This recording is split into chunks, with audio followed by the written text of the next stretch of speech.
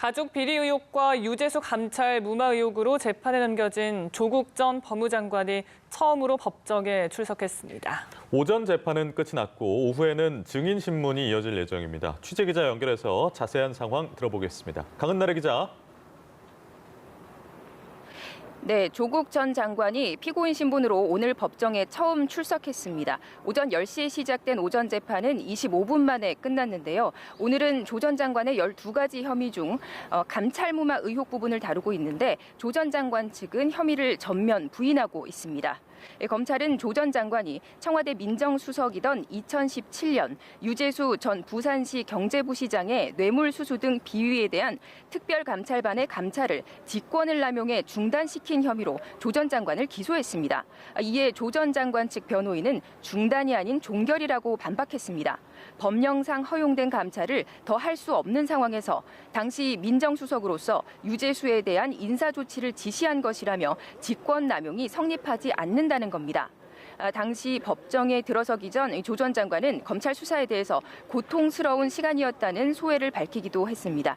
조 전 장관은 검찰이 왜곡하고 과장한 혐의에 사실과 법리에 따라 하나하나 반박하겠다며 오랜 시간이 걸리겠지만 지치지 않고 싸우겠다고 말했습니다.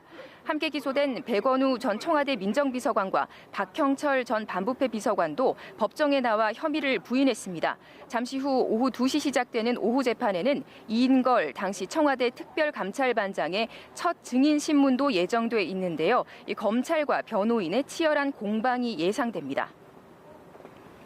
네, 조 전 장관의 부인 정경심 동양대 교수에 대한 석방 여부가 잠시 후에 결정이 된다고요?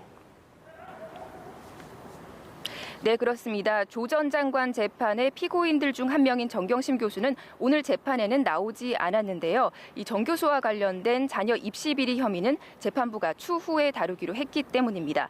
다만 정 교수의 구속 연장 여부가 잠시 후 결정됩니다. 정 교수는 입시 비리와 사모펀드 등 혐의로 지난해 11월 11일 구속 상태로 별도의 재판에 넘겨졌습니다.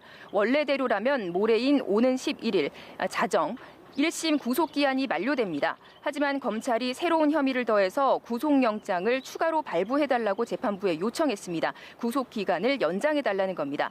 검찰은 증거인멸이 우려된다는 이유를 들었는데요. 이에 정 교수 측은 헌법 정신에 어긋나는 별건 구속이라며 반발하고 있습니다. 재판부는 오후 3시 전까지 발부 여부를 결정하겠다고 밝혔습니다. 만일 재판부가 추가 구속영장을 발부하지 않는다면 정 교수는 10일 자정, 그러니까 11일 0시 석방됩니다. 지금까지 서울중앙지법에서 연합뉴스TV 강은나래입니다.